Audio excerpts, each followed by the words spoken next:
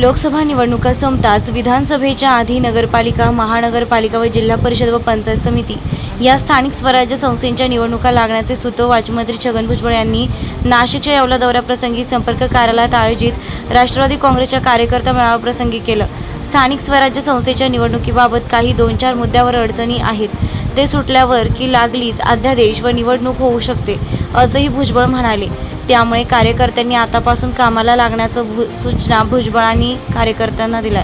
तर लोकसभा निवडणुकीत स्वतः मी उभा असे समजून कार्यकर्त्यांनी जोमाला महायुतीच्या उमेदवाराला निवडून आणण्यासाठी कार्यकर्त्यांनी मतभेद बाजूला सारून जोमानं कामाला लागण्याचे आदेश यावेळी भुजबळांनी दिले आहे। माझं म्हणणं, कारण ह्या निवडणुका झाल्यानंतर या नगरपालिका किंवा जिल्हा परिषदेच्या निवडणुका सुद्धा लागण्याची शक्यता आहे।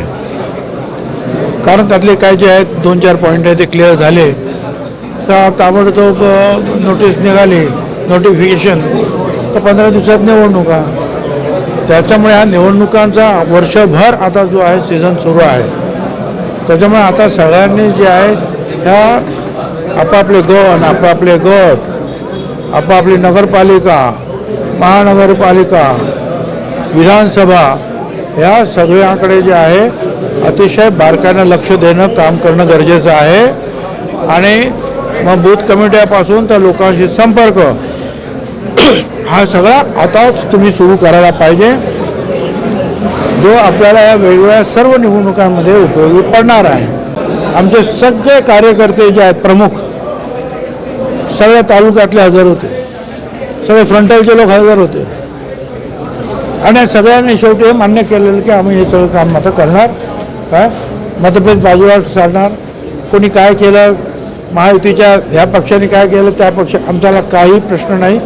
कांद्याचा प्रश्न त्यांना समजून सांगितलं की यापुढे सुद्धा आपण तो प्रयत्न करणार आहोत आणि कायमस्वरूपी सरकारचं मोदी साहेबांचं त्यांना त्यांच्याकडूनच आपल्याला काम करायचं आहे। कायमस्वरूपी त्याच्यावर मार्ग काढू आपण, हे पण सांगितलं आणि आम्ही ते खरोखरच करू। आता मी माझ्या कार्यकर्त्यांना आमच्या सांगितलं असं आहे की लहान लहान गोष्टीवरून त्याने मला विचारलं नाही, त्याने माझा फोटो छापला नाही, त्याने मला बोर्ड दिला नाही, ह्या अशा ज्या गोष्टी आहे म्हटलं आता हे तुम्ही विसरून जा। आणि आता असं समजा की आपली विधानसभेची निवडणूक लागलेली आहे